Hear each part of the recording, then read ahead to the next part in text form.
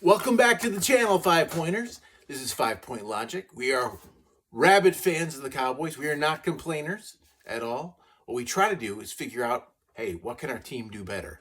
We as fans, we have a lot to see, a lot to say. This week we have two things that are kind of special. One, I'm wearing Roy Lee Williams. Remember him? The biscuit? Parcells said, he's one biscuit away from being a Lion, but that wasn't a very good impression of Parcells. One biscuit. So Roy Lee Williams. I think was he a member of Destiny's Child? Almost he was. Something crazy here though. I have something from Wednesday, January 18th. It was last Wednesday. 3:23 p.m. Central Time.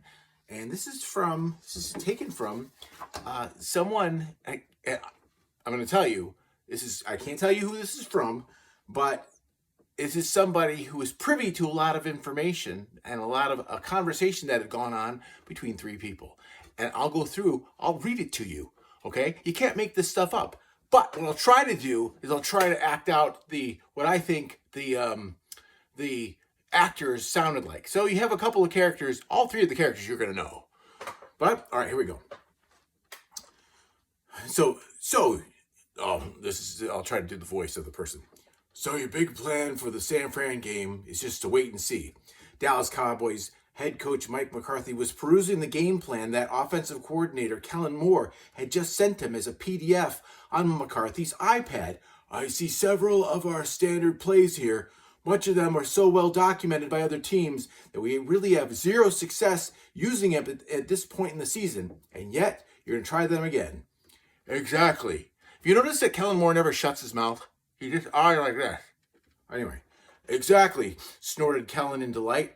I learned this from Coach Garrett. The last thing they'll expect is to see the same thing, and instead they'll be anticipating variation the whole game, and that is where we will have leverage over them. McCarthy came back. That's the dumbest thing any NFL coach has ever said. McCarthy had a look of worry and perspiration.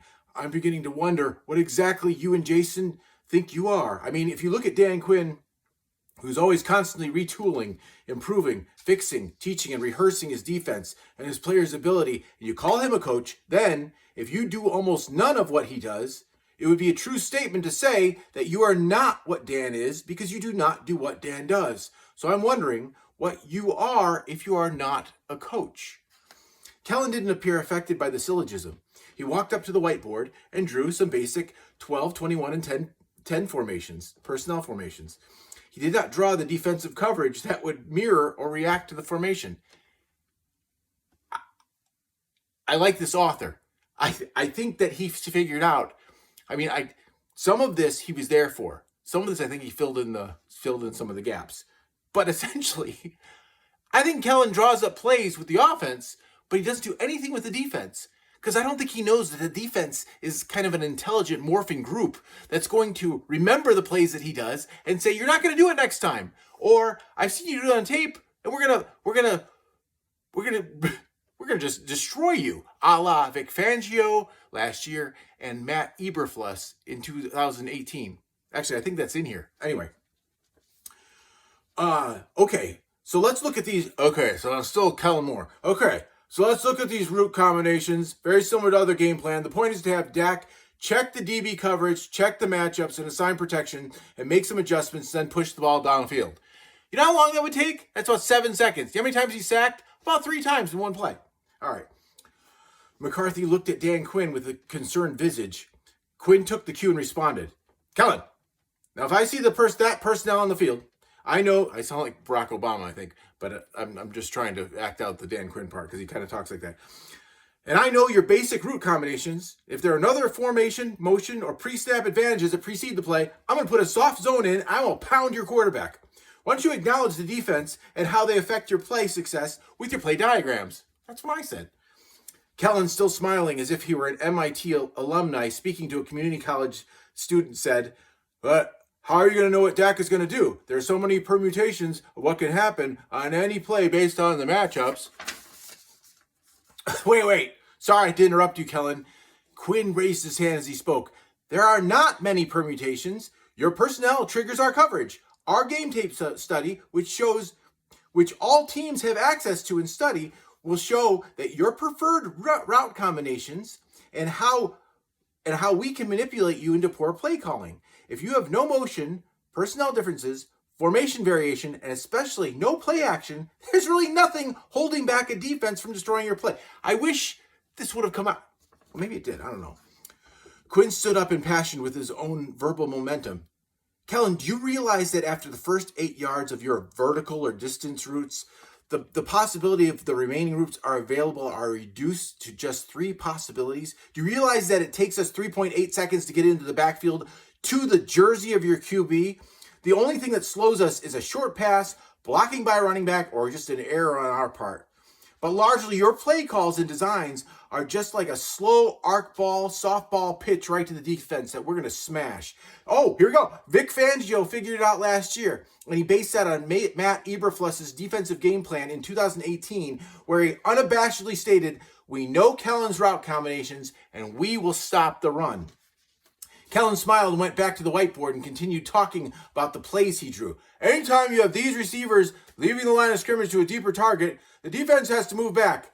No, they don't. No, they won't, Quinn interrupted. And then, once the defense moves back, it allows us to run underneath, creates a double front that the defense has to contend with. That's where we want our plays to lead us. That's what we feel good about. Kellen says that all the time. We feel good about things. Quinn and McCarthy threw up their hands.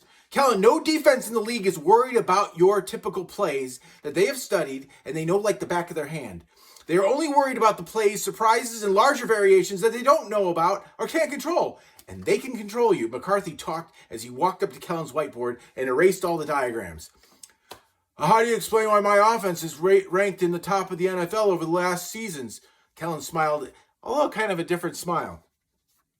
How do you explain that despite Dan Quinn's defense leading the league in takeaways for the last 2 years in a row, you led the league, Kellen, in 3-and-outs after a takeaway? How do you explain that when we needed plays to run out the clock in several games, you could not manufacture 3-point yards per attempt at all? How is it that despite having 2 Hall of Fame linemen and 3 Pro Bowl players on the line, and at tight end, and running backs that any OC in the league would drool over to have, are stuck with 2 yards per carry on most of the plays during the game? How do you explain that our receivers are not open at all from your routes, but it is time and separation that Dak makes it happen, not your typical plays? McCarthy paused, then continued.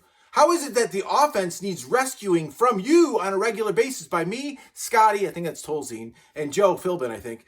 You would have wrecked Cooper Rush and lost every game. We would have lost the Viking, Giant, and Texan game, as well as last Monday's, I think this is last Monday. This is that Wednesday, so it's last Monday's Tampa game. If we just let you call your plays. Quinn chimed in when McCarthy needed a breath. Most defensive coordinators, Quinn to me is Barack Obama. Most defense coordinators, you're going to try almost every game. Know the plays you're going to try almost every game. And the only success you could possibly have is if we miss an assignment or your receivers really work to overcome coverage. We all just have our players ready for the personnel and down and distance, and that will most accurately predict what you are going to do. I'm sure you have heard your players complain that my guys and other opponents call out your plays beforehand. It's true. This has been going for a long time. Here we go. It happened all the time with Jason Garrett. In fact, it happened with Scott Linehan in St. Louis and Cam Cameron in Baltimore, all doing the same scheme that Kellen does. Almost identical. In fact, I don't think Kellen really varied anything from Jason, except for the stuff that maybe, I don't know if McCarthy got involved. I don't know. We'll keep going. Kellen looked down at his PDF and then at the whiteboard. He looked at McCarthy and Quinn, then back down in his notes and plan. I think Kellen was gathering his phrasing. I think anytime you have matchups, though, you can feel good about You can feel good about the plays your players feel comfortable with, as long as you can call run plays that have 75% effectiveness on first and second down. Wait. McCarthy's face was red. Do you even know what you're saying? That not only made no sense, but you were literally mimicking Jason Garrett and Sean McVay. Not a single one of your running plays this year had 75% effectiveness on any down. And if I hear you justify one of your etch-a-sketch backyard plays by saying the variation is the matchup, I'm going to call Carolina myself and demand that they hire you before the San Fran game. Hire me for what? Kellen looked excited. Head coach. The Panthers have requested and scheduled you for an interview to be their head coach for after the postseason. Oh, like Boise State, Philly, Broncos, and Dolphins did last year? Kellen was giggling like he knew something McCarthy and Quinn did not know. They both nodded at him. Yeah, I like to go to those interviews and talk about my offense and what I feel good about. It's usually a lot of food and a great hotel room. But I don't see why I have to go to another team when I'm perfectly happy here. Because you don't know what you're doing. You are a liability. You are a friend of all of our opponents. McCarthy's face was still red. You need to go. And what will happen to the offense if you don't have all of my plays? We will win.